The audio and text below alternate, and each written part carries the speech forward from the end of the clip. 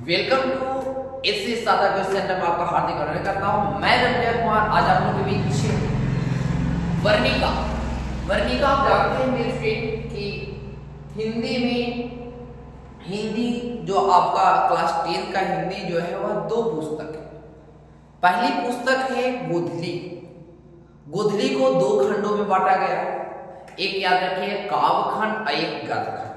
काव्यखंड में total 12 lesson है, गद्यखंड भी याद रखिए थे 12 लेसन में भी है।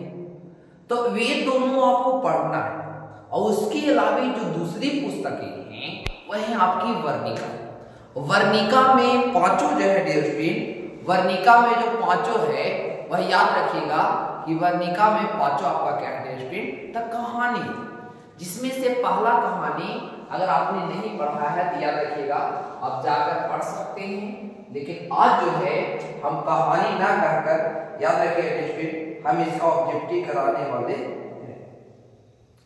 चलिए तो हम लोग देख लेंगे इसका ऑब्जेक्टिव किस तरह से होने वाला है। चलिए थोड़ा सा मैं भी करता हूं।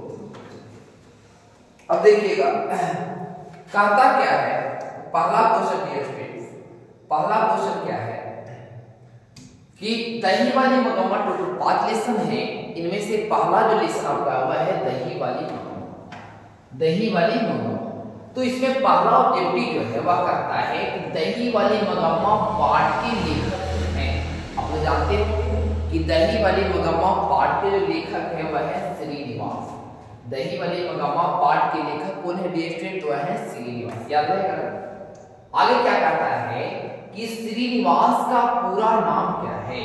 श्रीनिवास का पूरा नाम क्या है, मस्ती वेंकटेश अज्ञान। याद रखिएगा श्रीनिवास का पूरा नाम क्या है डियर स्टूडेंट, मस्ती वेंकटेश अज्ञान। याद रखिएगा डियर स्टूडेंट श्रीनिवास का पूरा नाम क्या है, मस्ती वेंकटेश अज्ञान। चलिए डियर स्टूडेंट, चलिए थोड़ा सा टेक्निकल प्रॉब्लम। चलिए आगे देखिए तीसरा क्वेश्चन क्या कहता है स्टूडेंट। तीसरा क्वेश्चन आपका जो है स्क्रीन पर ये रहा। तीसरा क्वेश्चन क्या कह रहा है कि श्रीनिवास का जन्म कब हुआ था। श्रीनिवास का जो जन्म है वह कब हुआ था स्टूडेंट, याद रखिएगा 6 जून 1891 से।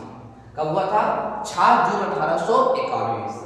आपसे यह क्वेश्चन पूछ सकता है लेसन 1 में आपका तीसरा क्वेश्चन है श्रीनिवास का जन्म कब हुआ था, तो 6 जून 1891 ईस्वी में हुआ था। एक वीडियो को लाइक कर देंगे माय डियर स्टूडेंट्स। अगला क्वेश्चन क्या है, अगला क्वेश्चन 4 आपका याद है डियर स्टूडेंट कि श्रीनिवास का जन्म कहाँ हुआ था। तो कोलार जो गांव है कहाँ में पड़ता है, कोलार जिला यानी कि कोलार कर्नाटक में हुआ था। जैसे हम बोलते हैं गया बिहार बोलते हैं ना, गया हमारा जिला है, बिहार में हम लोग रहते हैं, बिहार राज्य है। उसी तरह से कर्नाटक राज्य में कोलार नामक स्थान पर हुआ था। आगे क्या कहता है, दही वाली मगम्मा पाठ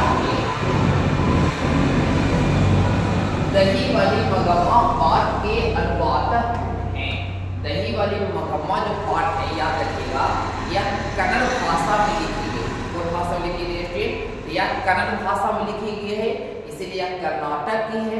याद रखिएगा कि दही वाली मगम्मा के अनुवादक कौन हैं, तो V.R. नारायण हैं। दही वाली मगम्मा के अनुवादक कौन है, V.R. नारायण। याद रहेगा यह कहानी जो है कन्नड़ भाषा में लिखी गई थी। अगर कन्नड़ भाषा में रहती तो हम लोग पढ़ पाते हैं, नहीं पढ़ पाते तो इसको हिंदी में किसने रूपांतरित किया, याद रखिएगा हिंदी में रूपांतरित किया V.R. नारायण। V.R. नारायण याद है। अगर कमेंट करो तो कितने कोई मतलब जल्दी से कमेंट करें, कहानी सुनने को बता दीजिए। अगला छठा जो क्वेश्चन है वह है मगम्मा क्या बेचती थी। मगम्मा डियर स्टूडेंट क्या बेचती थी, मगम्मा क्या बेचती, याद रखिएगा कि मगम्मा दही बेचती थी। मगम्मा क्या बेचती थी, तो मगम्मा दही बेचती। आगे क्या है कि मगम्मा का विवाद किससे था। जो मगम्मा है विवाद मतलब बहस जिसको हम लोग बोल सकते हैं कि मगम्मा का बहस किसके साथ था, तो याद रखिएगा उसके बहू का नाम याद है, याद रखिएगा बहू के साथ इसका नाम है नजब। अगला क्वेश्चन आपका पूछ दिया है, अगला क्वेश्चन आपका दे दिया है कि बताइए कि मगम्मा के बहू का नाम क्या था। मगम्मा के बहू का क्या नाम था, याद रखिए नजम्मा नाम था। क्या था स्टूडेंट, मगम्मा के बहू का क्या नाम था, नजम्मा। आगे क्वेश्चन आपका रहा कि दही वाली मगम्मा किस भाषा की कहानी है। यह जो दही वाली मगम्मा है वह कौन सी भाषा में लिखी गई है, तो याद रखिए कन्नड़ भाषा में लिखी। कौन भाषा में लिखी, कन्नड़ यानी कर्नाटक में कन्नड़ बोला जाता है। अगर तमिलनाडु में रहेगा तो तमिल बोला जाएगा, राजस्थान में रहेगा तो राजस्थानी बोला जाएगा, समझ रहे ना। उसी तरह से यह कर्नाटक की कहानी है, इसीलिए इसे कौन भाषा में लिखा गया, कन्नड़ भाषा में लिखा। आगे स्टूडेंट आगे हम 3 क्वेश्चन को देखेंगे। 3 क्वेश्चन देखिए क्या कहता है आपका स्क्रीन पर यह कि मगम्मा मिठाई किसके लिए ले जाती थी। जो मगम्मा है जो दही बेचने जाती थी बेंगलोर शहर में, तो वह किसके लिए मिठाई लेकर आती थी, याद रखिएगा पोते के लिए। किसके लिए स्टूडेंट, पोते के लिए मिठाई जाती। आगे क्या कहता है कि मगम्मा कहाँ के रहने वाली थी। मगम्मा जो है कहाँ के रहने वाली थी, याद रखिएगा अबलूर के पास के गांव की, अबलूर के पास के गांव के रहने वाली। याद रखिएगा कि मगम्मा कहाँ के रहने वाली थी, अबलूर के पास के गांव की रहने वाली। आगे क्या कहता है स्टूडेंट, आगे क्या कहता है ध्यान दीजिएगा। अगला क्वेश्चन आपका क्या है स्टूडेंट, अगला क्वेश्चन क्या है देखेंगे कि दही वाली मगम्मा शीर्षक पाठ में बहू को सास का समझौता कैसे हुआ। कहता है दही वाली मगम्मा शीर्षक पाठ में बहू ने सास से समझौता क्यों कर दिया, याद रखिएगा मजबूरी से। क्योंकि जानना है रप्पा छेड़ता था ना, जाता था तो रप्पा चाहता है पैसा ले ले शादी कर ले, लेकिन यही मजबूरी के कारण उसके घर वाले क्या किए, मगम्मा और नजम्मा दोनों आपस में समझौता कर लिए, मिल गए। मान लीजिए कि आपके कोई दोस्त हैं, क्लोजली अगर कोई दोस्त है और आपका दोस्त के और मेरे दोस्त के अगर कोई दुश्मन है, कॉमन दुश्मन है, अगर वो इसको नुकसान पहुंचा रहा और हमको नुकसान कर रहा तो हम दोनों मिलकर उसको कोट देंगे, हम दोनों कॉमन दोस्त है। तो उसी तरह से ये दोनों तो लड़ाई हो ही रहा था, लेकिन एक मजा दूसरा को उठा रहा था, इसलिए आपस में समझौता हो गया था। किसके कारण थी, तो मजबूरी के कारण शुरू हो गया।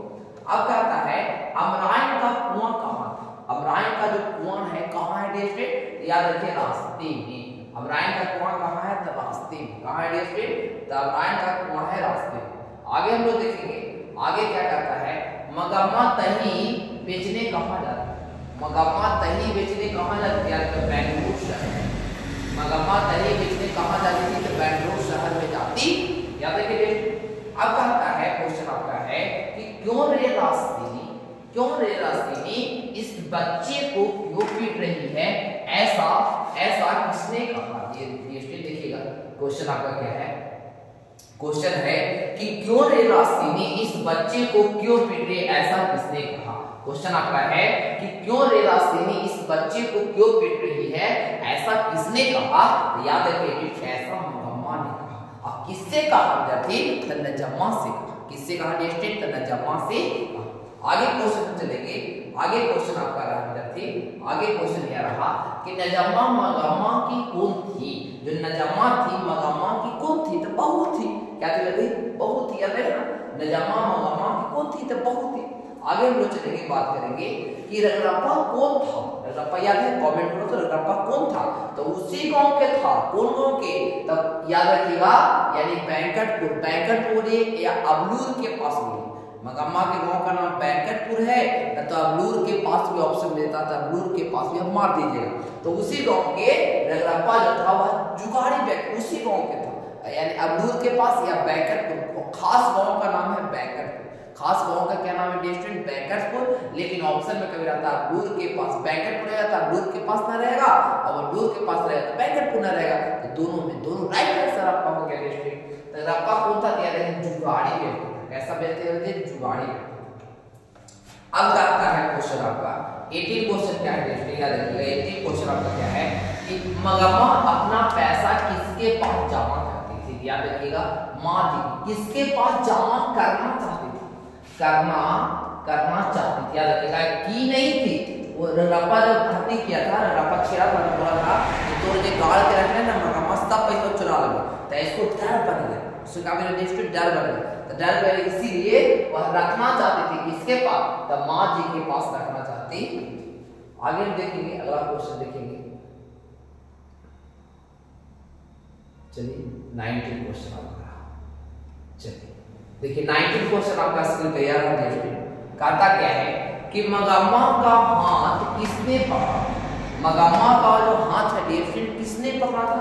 तो याद रखिएगा रजरप्पा ने पकड़ा, रजरप्पा ने पकड़ा। आगे हम लोग क्वेश्चन करेंगे, क्वेश्चन बहुत बार पूछता है, बहुत बार पूछता है। आगे क्वेश्चन आपका है, आगे क्वेश्चन क्या है? मगम्मा से कद कौन मांग रहा? मगम्मा से कद कौन मांग रहा था? याद रखिएगा रजरप्पा कौन मांग रहा था? मगम्मा से कद कौन मांग रहा था? रजरप्पा मांग रहा, याद रहेगा। चलिए आगे आइए, देखिए क्या कर रहा है, देखिए क्या कर रहा है। कह रहा है कि घर वाले के रहते एक अच्छी साड़ी नसीब नहीं हुई, ऐसा किसने कहा? यानी कि घर वाले के रहते एक अच्छी साड़ी नसीब नहीं हुई, ऐसा किसने कहा था? मगम्मा ने। किसने कहा?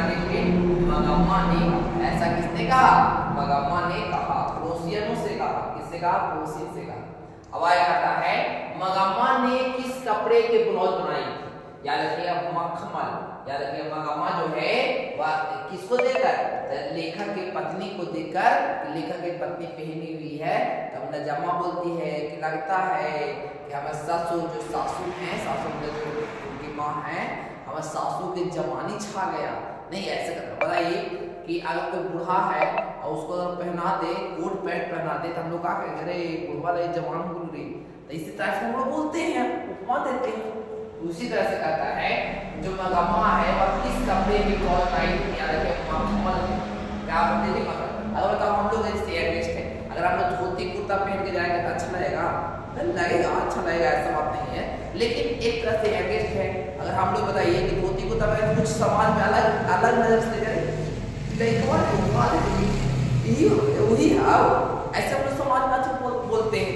लेकिन बाद में मान लीजिए कोई वो बुढ़ा के झूल बुढ़ा के बाद मान लीजिए कि 80-90 हो रहा और कोट पहना, जीन्स पैंट पहना दे, हाफ पैंट में इतना बना दे, चश्मा लगा दे, कैसा लगेगा? अलग लगेगा कि ना लगेगा? बताइए, सही बताइएगा, अलग लगेगा ना? कुछ न कुछ तो अलग लगेगा।